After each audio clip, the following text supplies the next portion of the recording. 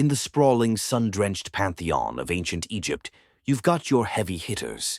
The sun god, the king of the underworld, the goddess of motherhood. Their roles were pretty clear-cut, but one figure stands apart, a god so complex and multifaceted that he refuses to be put in a single box. He's a moon god who also happens to hang out with the sun god, Ra. He's the patron of scribes, the inventor of writing, and the master of science and law.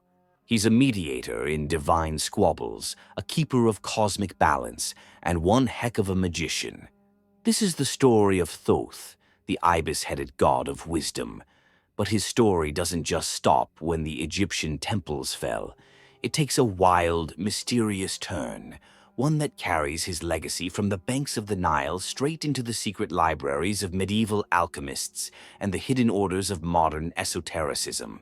So, how does a god of divine order, the actual voice of the sun god Ra, become the legendary keeper of forbidden, world-shattering knowledge? That's the incredible journey of Thoth and his controversial afterlife as the thrice-great Hermes Trismegistus. We're going to trace his complete story from the foundations of Egyptian civilization, where he literally wrote the laws of the cosmos, all the way to the secret societies that still whisper his name today. This is the story of how a god of divine justice became a symbol of occult wisdom, and how the keeper of heavenly records became the author of secrets humanity was maybe never meant to know. To get a handle on Thoth, we have to go way back to the dawn of Egyptian thought, when the universe itself was still a work in progress.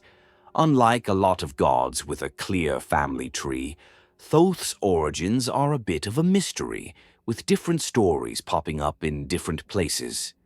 That's not a flaw in the mythology. It just shows how incredibly important he was all across Egypt. His Egyptian name, Jehuti, probably means he who is like the ibis, which is a direct nod to one of his most famous forms, a man with the elegant, curved beak of an ibis. He also shows up as a sacred baboon, often pictured in deep thought with a lunar disk on his head. In one of the most powerful creation myths from his main cult center at Khumunu, later called Hermopolis by the Greeks, Thoth isn't just part of creation, he's the architect. This story tells of a time before time, when there was only the primordial watery chaos known as Nun. From this chaos, a mound of earth rose up, the very first bit of land. And on this mound, Thoth, as an ibis, laid a single cosmic egg. When it hatched, it wasn't a baby bird that emerged, but the sun itself, Ra, who soared into the sky and brought light and life to the world. In this version, Thoth is the catalyst, the mind whose power kicks off all of existence. It's worth noting this was one of several creation stories, and in some variations the sun god born from the egg was called Atum or Khepri. Another powerful tradition paints a different picture, one that really zeroes in on his role as the divine intellect. Here, Thoth is said to be born from the lips of Ra at the moment of creation.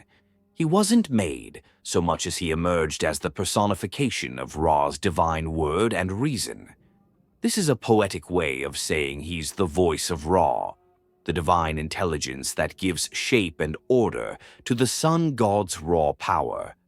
If Ra is the engine of the cosmos, Thoth is the incredibly complex system that makes it all run smoothly. He is thought itself given form. This deep connection to cosmic order is Thoth's defining feature in his original Egyptian context. He's tied at the hip to the concept of Ma'at. Ma'at isn't just a goddess, though she is pictured as one. It's the fundamental principle of truth, justice, balance, and harmony that holds reality together. It's the force that keeps the stars moving and society from falling apart. Thoth is the chief administrator of Ma'at. While he and Ma'at are often shown together aiding the sun god, his most recognized consorts were actually the goddesses Seshat and Nehematawi. In many texts, Thoth accompanies Ra on his solar bark as it travels through the treacherous underworld each night, using his wisdom to help defeat the forces of chaos. His wisdom wasn't just about knowing stuff, it was about maintaining the very fabric of reality. This role as the unshakable voice of reason makes his later transformation even more mind-blowing. Thoth's job as the architect of order wasn't just about abstract laws, it extended to measuring time itself. The ancient Egyptians were brilliant astronomers, and their calendar was the backbone of their civilization. And according to legend, the 365-day year was a personal gift from Thoth, won through a clever bet. The story starts with the sky goddess Nut and the earth god Geb. They were madly in love, but the head honcho Ra was not having it. He forbade them from being together and laid a curse on Nut. She could not have children on any day of the existing 360-day year. That seemed pretty final. This is where Thoth steps in, not with muscle, but with his signature cunning. He knew he couldn't break Ra's curse, but maybe he could bend it. So he went to the moon god, sometimes called Aya or Khonsu, and challenged him to a game of Senet, a popular board game. The wager wasn't for gold, but for moonlight. For every game Thoth won, he'd get a fraction of the moon's light.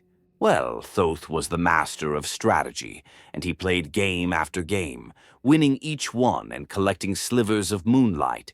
By the time he was done, he'd gathered enough light to create 5 brand new days. These 5 epigomenal days were special. They weren't part of the original 360-day calendar Ra had cursed. They were an add-on, a loophole. And on these 5 stolen days, Nut was finally able to give birth to 5 of the most important gods in the entire pantheon: Osiris, Horus the Elder, Set, Isis, and Nephthys. This myth does more than just tell a cool story. It explains why the Egyptian calendar had 365 days. It shows Thoth's true nature. He's a problem solver who uses his brain, not brute force. He doesn't break the rules. He understands them so well he can find the workarounds.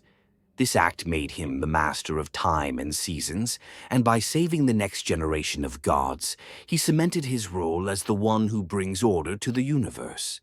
Nowhere is Thoth's role as the force for justice and stability more obvious than in the great epic of ancient Egypt, the story of Osiris, Isis, and Horus.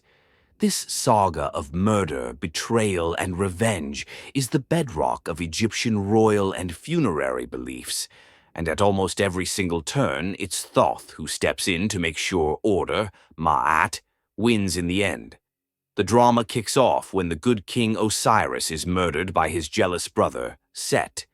Set tricks him, seals him in a chest, and dumps it in the Nile. Later, he finds the body and dismembers it, scattering the pieces all over Egypt. It's an act of pure chaos. Osiris's wife, the powerful magician Isis, searches tirelessly for the pieces. Once she's gathered them, she has an impossible job. How do you bring a dead king back to life? This is where Thoth provides the key. He gives Isis the sacred words and magical incantations needed to perform the first mummification. While the god Anubis was the primary embalmer, it was Thoth's magic that made the ritual work, allowing Isis to briefly revive Osiris, just long enough to conceive their son and heir, Horus. The infant Horus is then hidden away to protect him from his murderous uncle. Throughout his childhood, Thoth is his guardian angel. In one famous tale, Horus is stung by a scorpion and is on the brink of death. It's Thoth who comes down from the heavens, not with a weapon, but with a spell, using his potent magic to heal the boy and save the future king. When Horus grows up, he challenges Set for the throne, kicking off an 80-year-long divine slugfest known as the Contendings of Horus and Set. Throughout this epic struggle, Thoth is the impartial judge and divine scribe, recording the whole affair. His goal isn't to pick a side, but to make sure the process is fair and the rightful heir is chosen. During their battles, both gods get seriously hurt. In one famous fight, Set tears out Horus's left eye, which was identified with the moon. It's a symbolic victory for chaos, and once again it's Thoth who steps in to fix it. He carefully reassembles the eye, or in some versions, makes a new one with his magic, and restores it. This healed eye, the Ujat, became one of ancient Egypt's most powerful symbols of protection, healing, and wholeness. Thoth literally put the moon back together. There's even a late and unusual version of his origin story tucked into this conflict, where Thoth himself is born from the seed of Horus that lands on Set's forehead, positioning him as the ultimate product of the struggle between order and chaos. In the end, it's Thoth who makes the most convincing argument to the divine council that Horus is the legitimate heir. The gods agree Horus is crowned king, and order is restored. Thoth's role is consistent.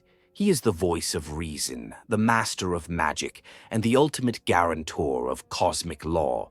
Thoth's duties as the ultimate record keeper didn't stop with the gods. His most famous role played out in the afterlife, during the critical moment of judgment every soul had to face, the weighing of the heart. After death, the soul was guided by the jackal-headed god Anubis into the Hall of Two Truths. There, before Osiris and a panel of 42 divine judges, the final test took place. In the center of the hall was a giant scale. Anubis would place the heart of the deceased on one side. On the other was the single white feather of Ma'at, the symbol of truth and justice. If the heart, heavy with sin, outweighed the feather, a terrifying monster named Amit, part crocodile, part lion, part hippo, would devour it, and the soul would be utterly destroyed. But if the person had lived a good life, their heart would be as light as the feather, and the scales would balance. And who was standing right there, watching it all? Thoth. With his scribe's palette in hand, he watched the scales with an impartial gaze. It was his job to record the result, to make the official note that sealed the soul's eternal fate, allowing them to enter the paradise of the field of reeds. His presence guaranteed the judgment was fair and accurate. This role made Thoth the patron god of all mortal scribes in Egypt. Scribes were the engine of the bureaucracy, the lawyers, accountants, and historians. It's a widely reported tradition that before starting their work each day, a scribe would pour out a drop of water or ink as a small offering to Thoth, the inventor of their craft. His primary cult center was the city of Khmunu in Middle Egypt, a place the Greeks would later call Hermopolis, or the City of Hermes, a name that hints at what's to come. For thousands of years, this was a major religious hub. At sites like Tuna El Gebel near Hermopolis, archaeologists have found vast underground catacombs containing literally millions of mummified ibis birds and huge numbers of baboons, all buried in his honor as offerings from pilgrims seeking his wisdom and favor. We've now seen Thoth as the architect of creation, the master of time, the hero of the Osiris myth, and the judge of souls. He's the ultimate pillar of divine order. But that's only half the story. Now, let's get into how this god of perfect order becomes the keeper of secrets so dangerous they were said to ruin any mortal who learned them. As the inventor of writing, it was only a matter of time before a legend sprang up about a book written by Thoth himself. But this was no ordinary book. The legendary Book of Thoth was said to contain all the secrets of the universe, spells to command the heavens, understand animals, and even see the gods. But unlike other sacred texts, this book was strictly forbidden. Its story is a chilling cautionary tale about getting what you wish for. The most famous version of the legend, from a papyrus written during the Greek rule of Egypt, is about a prince named Neferkaptah. He was a brilliant scribe and magician who became obsessed with finding the Book of Thoth. He learned it was hidden at the bottom of the Nile, locked in a series of nested chests: iron, then bronze, wood, ivory, silver, and finally a golden box holding the scroll. But it wasn't just locked away. It was guarded by venomous snakes, scorpions, and an immortal serpent that couldn't be killed. Despite everyone warning him against it, Neferkapta was consumed by his desire for this ultimate knowledge. Using his own magic, he parted the Nile's waters, found the boxes, and defeated the immortal serpent. He opened the golden box and took out the Book of Thoth. He read the first spell and could suddenly understand the language of every animal. He read the second and could see the gods themselves. He'd done it. But Thoth was not pleased. He went before Ra and declared that a mortal had stolen his divine secrets. Ra gave Thoth permission to get his revenge. As Neferkapta's family sailed home, their young son was magically pulled into the river and drowned. His grieving wife soon followed. Devastated, Neferkapta realized the terrible price of his ambition. He bound the book to his own chest and took his own life, his body sinking into the Nile. He was eventually buried with the cursed book still tied to him. Generations later, another prince, Setne Kayemwaset, hears the legend and, of course, becomes obsessed. He finds Neferkapta's tomb and confronts his ghost, who begs him not to make the same mistake. Setne doesn't listen, plays a game of Senet with the ghost for the book, loses, but then just takes it by force. Outside, the curse strikes again. Setne is seduced by a beautiful woman who tricks him into giving away all his possessions and even killing his own children. Just as he's about to embrace her, the illusion shatters. He's left naked and alone. It was all a horrifying vision sent to teach him a lesson. Humbled and terrified, Setne finally returns the Book of Thoth to the tomb, understanding that some knowledge just isn't meant for mortals. This legend draws a clear line in the sand between human wisdom and divine secrets. Thoth is the god of knowledge, but he's also the guardian of its limits. This idea that Thoth is the gatekeeper to world-shattering forbidden knowledge sets the stage perfectly for his next and even more famous transformation. The story of Thoth could have ended there, but when Alexander the Great conquered Egypt in 332 BCE, a new chapter began. The Greeks arrived and started doing something we now call interpretatio Graeca. Basically, divine matchmaking. When they learned about Thoth, god of writing, magic, and a guide for souls, they saw a dead ringer for their own god, Hermes. Hermes was the messenger of the gods, a guide for the dead, and a figure linked to language and interpretation. The similarities were uncanny, and so a new syncretic figure was born, Hermes Trismegistus, which means Hermes the Thrice Great. The title Trismegistus is Greek, but it likely reflects an Egyptian practice of praising gods with superlatives, like calling them great, great, great. Thoth's city, Khmunu, was officially renamed Hermopolis, and the fusion of these two gods began. But Hermes Trismegistus became something more than just a merger of two gods. Over time, he evolved from a deity to be worshipped into a legendary ancient sage, a human who had lived long ago and was the source of all the world's wisdom. This wasn't the ibis-headed god of the pharaohs anymore. This was a mythical philosopher king, the supposed author of a massive collection of texts on philosophy, astrology, and alchemy, known as the Hermetica. These texts, mostly written in Greek in Egypt between the 1st and 3rd centuries CE, are a radical departure from ancient Egyptian religion. They're dialogues where Hermes Trismegistus teaches his students about a transcendent god, the nature of humanity, and the path to spiritual rebirth and knowledge, or gnosis. This was no longer the mythology of a single nation. It was a universal philosophy for personal salvation. Alongside these philosophical works were the technical Hermetica, which dealt with the practical arts of astrology and alchemy. And it's here that we find the most famous and cryptic text attributed to him, the Emerald Tablet. The Emerald Tablet is a short, baffling text that claims to hold the secret of alchemy and the key to the philosopher's stone. Its origins are a complete mystery. The oldest version we have is in an Arabic text from the 8th or 9th century, which claims it was found in a hidden vault, clutched in the hands of Hermes' ancient corpse. Its influence, however, is undeniable.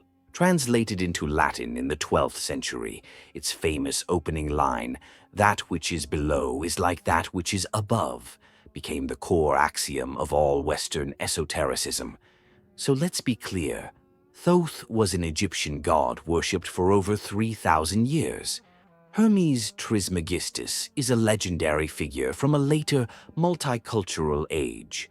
The Hermetica and the Emerald Tablet aren't ancient Egyptian scriptures. They are the intellectual afterlife of Thoth. They took the Egyptian idea of Thoth as the source of all knowledge and rebooted him as the master of alchemy, astrology, and secret gnosis, the very kind of knowledge his Egyptian self warned mortals to stay away from. The journey of Thoth is really a story in two acts. The first is Jehuti, the Egyptian god of perfect order. He's the architect of creation, the master of time, and the incorruptible scribe of the gods. He is a pillar of stability whose wisdom serves the established divine order. The second act is Hermes Trismegistus, the legendary sage. This figure represents a fusion of cultures that transforms the god of order into a keeper of hidden mysteries. He becomes the source of a personal, mystical path to enlightenment, the father of alchemy, and the author of secrets whispered through the centuries. The very knowledge that the Egyptian Thoth guarded as dangerous for mortals becomes the central gift of Hermes Trismegistus to humanity. How did that happen? The answer might lie in Thoth's own greatest gift, writing. Because his identity was recorded on papyrus, not just carved in stone, it could be reread, reinterpreted, and reimagined by new cultures asking new questions. The Greeks saw their Hermes, the mystics of Alexandria saw the source of gnosis, the alchemists of the Middle Ages saw the master of their great work. Thoth's story is a testament to the enduring power of wisdom. He began as the god who ordered the world and ended as the figure who promised to reveal its deepest secrets.